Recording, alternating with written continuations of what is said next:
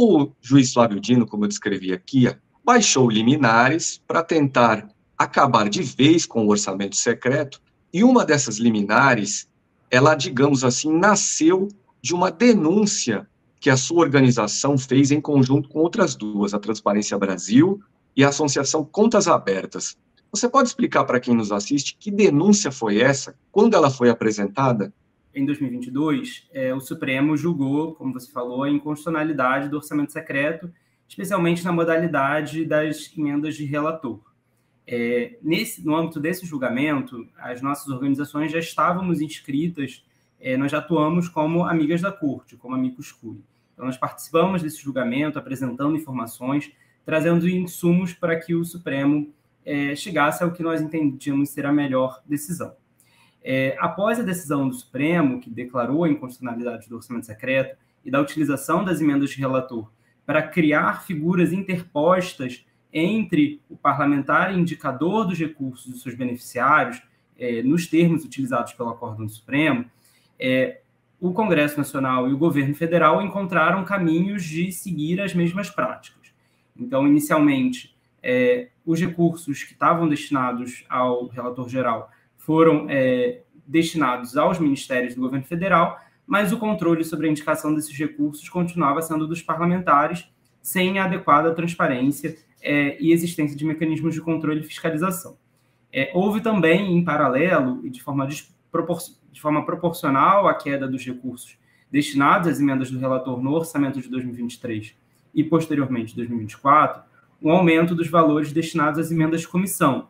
As emendas de comissão se tornaram, assim, uma forma de os parlamentares seguirem indicando recursos para as suas bases políticas, para as suas bases eleitorais, sem indicar necessariamente, sem que fosse possível identificar e rastrear quem são os parlamentares que estão fazendo esse patrocínio.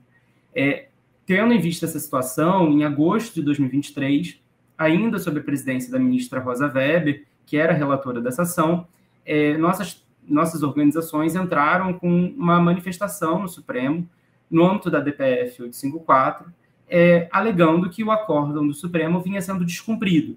E é a obrigação do Supremo garantir o cumprimento de suas decisões. Essa manifestação foi retomada pelo ministro Dino, que assumiu o acervo, a cadeira da ministra Rosa Weber, e em abril desse ano, o ministro Dino pediu explicações ao Congresso e ao Poder Executivo para que explicassem ou efetivamente demonstrassem que vinham cumprindo as suas decisões. Mais recentemente, o ministro Dino, com base nessas informações, afirmou que não havia comprovação cabal de que o orçamento secreto tinha sido encerrado. Guilherme, nas decisões aí recentes, o juiz Flávio Dino não apenas permite ao governo não pagar certos tipos de emenda, porque essas emendas não teriam suficiente transparência, nem suficiente rastreabilidade, mas ele também determinou auditoria e divulgação de informações aí por parte da Controladoria Geral da União. Você acredita que esse trabalho da CGU pode revelar aí esquemas de corrupção, por exemplo? Na medida em que tudo ficar transparente, vai ser possível descobrir que teve muita coisa errada que foi feita? O que a gente tem de informação, é bom que se diga hoje em dia sobre os impactos das emendas parlamentares, se deve principalmente ao jornalismo investigativo. É o trabalho de jornalistas que têm olhado não só para o processo de indicação das emendas no Congresso Nacional, mas também para a sua aplicação nos municípios, principalmente pequenos e médios municípios, que são os grandes recebedores desses recursos, que a gente conseguiu identificar aí inúmeros casos de fraudes e irregularidades. Então, a gente tem exemplos desde kits de robótica indo para escolas que não têm sequer eletricidade, banheiro funcional, casos de cidades no Maranhão que declaram ter realizado mais procedimentos médicos do que existem pessoas na cidade. Se a gente tem a informação, por exemplo, de que um parlamentar indicou recursos para uma organização que é associada de alguma forma a um ex-assessor seu ou a um parente seu, isso daí já é um indicativo grave de que tem algum problema nessa indicação desses recursos.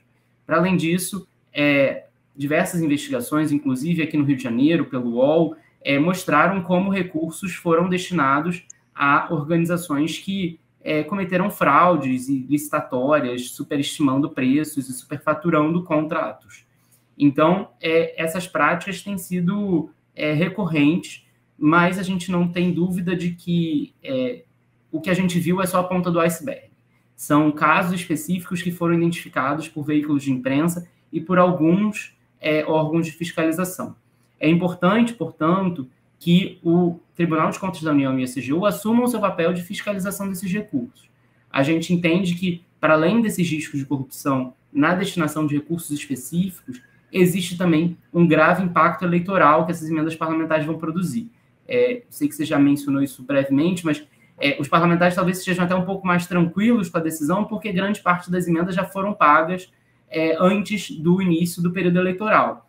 Mas a gente não tem dúvida e vai acompanhar e analisar com muita atenção que esses recursos vão impactar as eleições municipais de forma muito grave.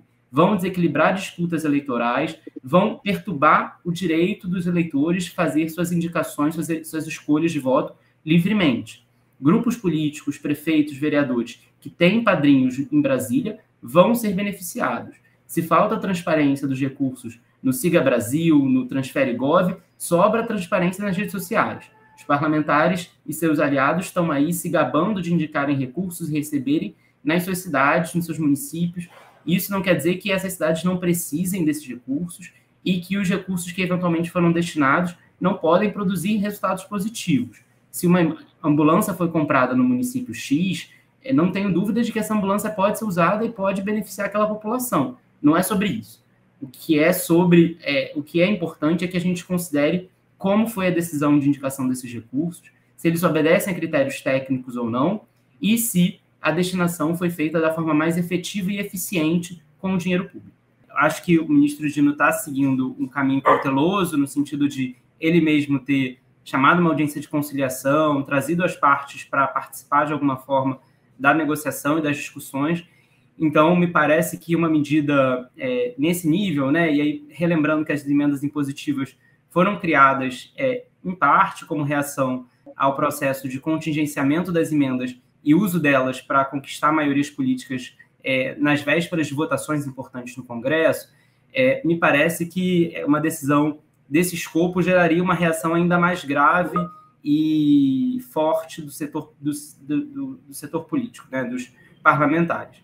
Então, acho que a gente ainda está num processo, e o próprio presidente Lira já sinalizou a possibilidade de fazer ajustes, acho que a gente ainda está num processo de tentar fazer ajustes e mudanças nesses mecanismos para torná-los produzindo menos impactos negativos, seja em termos de risco de corrupção, seja em termos de desvio das políticas públicas, seja em termos de perturbações ao processo eleitoral.